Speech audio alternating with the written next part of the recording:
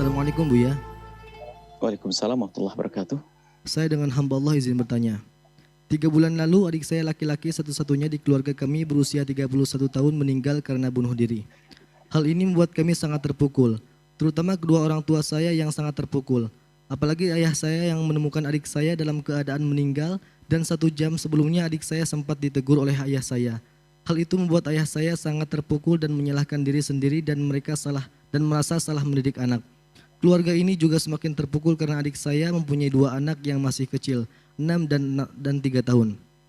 Apalagi saat ini istri adik saya saat ini sedang hamil anak ketiga, semua membuat kami sangat terpukul. Saya meminta tolong Buya untuk bisa memberikan ceramah untuk keluarga kami, terutama orang tua saya agar kami bisa menata kehidupan ini untuk kedepannya. Bagaimana untuk menyikapi ini semuanya? Menata agar kami bisa mengikhlaskan semua, menata dari semua penyesalan yang ada. Kami ingin dapat menata kehidupan kami agar semakin mendekat kepada Allah, mohon pencerahannya. Setelah adik kami meninggal dengan cara yang tak wajar seperti yang sudah saya ceritakan di atas, saat ini saya malah berpikiran kalau ada faktor lain yang menyebabkan itu. Karena dorongan teman ayah saya menemui Ustadz di Imogiri dan nanti malam katanya akan ke lokasi kejadian untuk ritual pembersihan. Saya tidak setuju dengan itu Buya dan sudah mencoba menasihati. Tetapi sepertinya ayah saya masih akan melakukannya. Bagaimana sebaiknya Buya? Saya takut ayah saya terjerumus ke arah syirik yang sangat berbahaya. Tempat adik saya melakukan perbuatan bunuh diri jauh sebelumnya juga menjadi tempat bunuh diri mertua laki-laki adik saya. Mertua adik saya sudah sangat lama bunuh diri. Saat anak-anaknya masih kecil 6 tahun, tempat tersebut disewa oleh orang tua saya untuk bengkel dan adik saya pun sering ke bengkel karena mengawasi karyawan bengkel. Kejadian ini yang terulang 2 kali di tempat yang sama dan di saat anak-anaknya masih kecil, membuat orang tua saya mudah terpengaruh dengan orang lain yang akan menjerumuskan ke perbuatan syirik. Mohon pencerahannya Buya, terima kasih. Baik, pertama adalah masalah gimana sih sikap kita di saat melihat orang yang kita mendengar beritanya bahwasanya dia bunuh diri. Sikap kita di saat melihat orang yang secara zahir bunuh diri berbeda dengan pembicaraan hukum bunuh diri. Tolong jangan disamakan. Hukum bunuh diri adalah neraka. Bunuh diri pakai apa? Pakai tusuk, maka neraka terus dia akan dihukum dengan nusuk. Sebagian ulama mengatakan bunuh diri selamanya neraka karena apa? Bisa jadi dia mati karena sudah nggak iman kepada Allah, karena sudah nggak percaya Allah bakal menolongnya. Bisa jadi hukum ini kan hukum seperti itu. Bisa enggak? Sebagian mengatakan bunuh diri adalah tetap dianggap sebagai seorang mukmin, dan itu kebanyakan ulama, mukmin dan disolati, dan dia bisa diampuni oleh Allah. Ini bahasa hukum. Tapi di saat kita melihat orang bunuh diri, mohon jangan Anda buru-buru mengatakan dia bunuh diri. Bisa jadi dia adalah, mohon maaf, ada kejahatan, ada orang bunuhnya dan seterusnya, sehingga untuk terbebas dari kejahatan lalu dia menggantung korban dan sebagainya, atau melakukan sesuatu yang dikesankan kalau dia bunuh diri. Nah, bahkan sampai suatu ketika kita sedih sekali seorang perempuan, gara-gara seorang perempuan habis melakukan hubungan apa dengan seorang laki-laki di kota mana begitu. Setelah itu apa? Mungkin karena dia kecewa, bahkan kesannya perempuan dijelekkan banget. Perempuan itu adalah dia membayar laki-laki, kemudian karena merasa kecewa, malu dengan laki-laki, akhirnya dia bunuh diri. Lu kok sudah menuduh dia mengajak berzina, kemudian bunuh diri, ini buktinya apa ini? Ini tersebar di beberapa media beberapa waktu lalu. Sedih, kok gampang sekali memberitakan berita itu. Apakah sangat mungkin kalau laki-laki itu membunuh dia? Sangat mungkin laki-laki membunuh anak perempuan ini. Hanya karena laki-laki itu ingin apa misalnya? Ingin terbebas mengatakan dia bunuh diri. Kan bisa saja. Pokoknya begini loh kaidahnya. Kita tidak boleh menuduh orang hidup. Pokoknya jangan gampang mengatakan orang bunuh diri. Bisa jadi dia ada berencana bunuh diri, lalu di saat dia tobat, lalu dia belum sempat untuk melepaskan dia dari jerat bunuh diri, lalu dia mati. Sehingga termasuk orang yang tidak bunuh diri. Intinya, kita karena ada yang kita tinggal, keluarganya itu kita tidak ingin mereka sedih, punya orang tua mati bunuh diri dan sebagainya. Dan kita pernah suka mendengar berita katanya orang bunuh diri. Setelah kita tanya kepada yang mengerti, itu nggak bunuh diri. Bagaimana? Kalau bunuh diri nggak mungkin dia bunuh diri menusuk lehernya. Sementara sebelum menusuk lehernya dia sudah motong tangannya. Ada begitu. Bagaimana dikatakan bunuh diri? Cuman karena nggak mau diotopsi keluarga, biarkan selesai. Karena apa? Kalau sudah motong tangannya nggak akan bisa motong lehernya. Ini kan jelas sekali. Tapi tersebar bunuh diri. Akhirnya kita tanya, enggak. Cuman karena keluarganya minta ditutup, supaya kan, ya sudah, nggak diotopsi dan sebagainya. Mohon maaf, jadi masalah bunuh diri. Ya semoga dia adalah, kalaupun seandainya kedajian benar, dan semoga adalah diampuni karena dia masih ahli iman. Kemudian, ini adalah nasihat yang agak panjang, mohon maaf, agar siapapun dari Anda tidak masuk wilayah ini. Masalah keimanan, oke. Iman akan menyelesaikan semua problem itu. Akan tapi ada orang punya iman, akan tapi ada satu hal yang kadang menjadikan dianya itu adalah tidak punya harapan hidup. Tapi mati sebelumnya juga tidak pengen. Penyakit yang selama ini kami bahas adalah depresi. Mental. Nggak punya harapan. Masa lalunya bagi dia adalah kelam.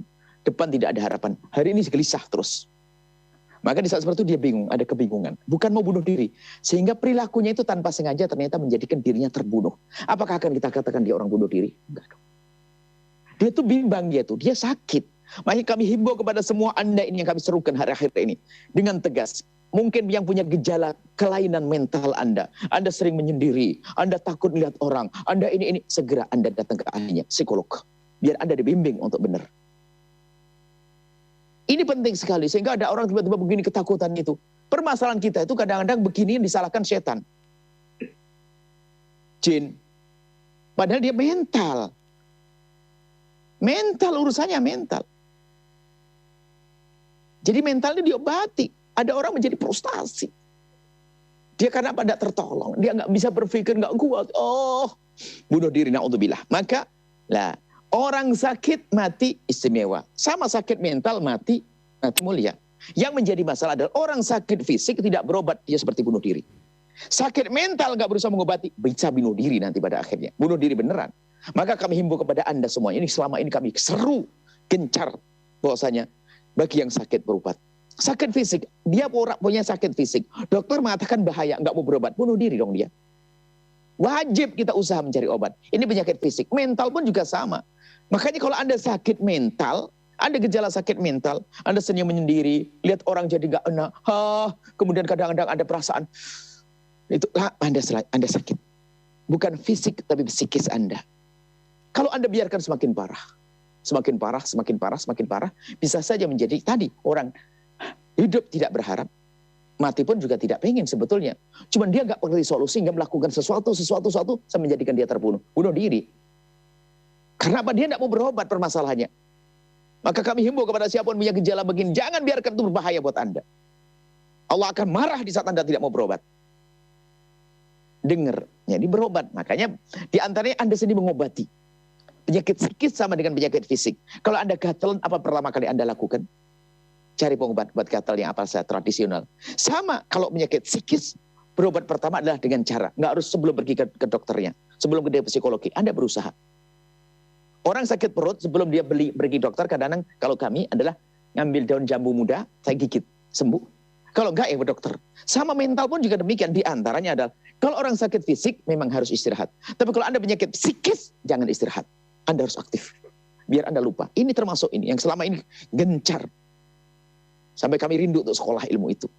Karena kita ketinggalan di sisi itu. Karena kalau kita ingin memberikan, menyampaikan fatwa ulama sendiri harus memilih mana yang cocok dengan psikologi seseorang.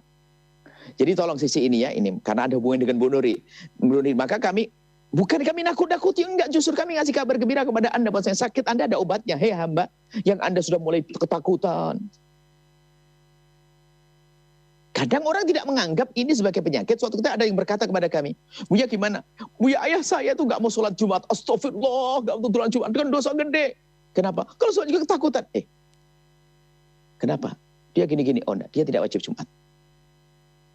Selama ini tidak pernah diamati oleh fuqaha, karena dianggap hanya penyakit dohir saja, sakit perut dan sebagainya. Ini penyakit psikis. Dia berat sekali, karena apa? Dia ketakutan hadir di masjid.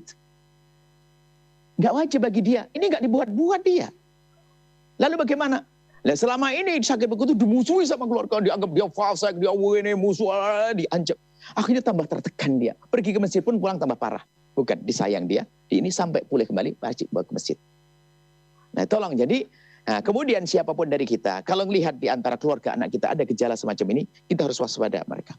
Jadi dari dirinya sendiri harus ada kemauan untuk berobat, untuk sembuh. Orang di lingkungannya harus mendukungnya. Baik, ini adalah nasihat untuk sampai kepada selanjutnya. Kemudian, mungkin rumah ini ada rumah, karena dulu di sini mertuanya tadi ya, mertuanya bunuh diri ya, mertua ya. Kemudian mantunya ini, adik sering ke situ lalu bunuh diri, salah. Berarti ini mungkin setan yang bunuh dulu. Kalau ada rumah hantu, saya beli, Pondok Al-Bahjah yang beli nanti. Saya pakai nanti. Nggak ada, itu mungkin ya itu masalah psikologi, masalah mental tadi. Jangan dihubungkan dengan jin. Jin, setan itu kalau menugat tidak langsung begitu. Ada pakai waswas. Waswas syaitan. In syarril waswasil khannas kan? Nah itu, waswas. Bukan langsung nyuruh bunuh diri, kasih pisau sama setan, nggak ada setan gitu. Ya ada itu, jangan percaya. Maksud itu pengaruh iya, taksir iya. Tidak ada. Nah kemudian rumah gini-gini, mau ngundang ustadz bagaimana? Sudah Nabi jenengan. Nah, dalam riwayat hadis Nabi SAW, atau Rasul, inna syaitana la yanfiru min baitin tuqra'u fihi al-baqaratu. Misalnya.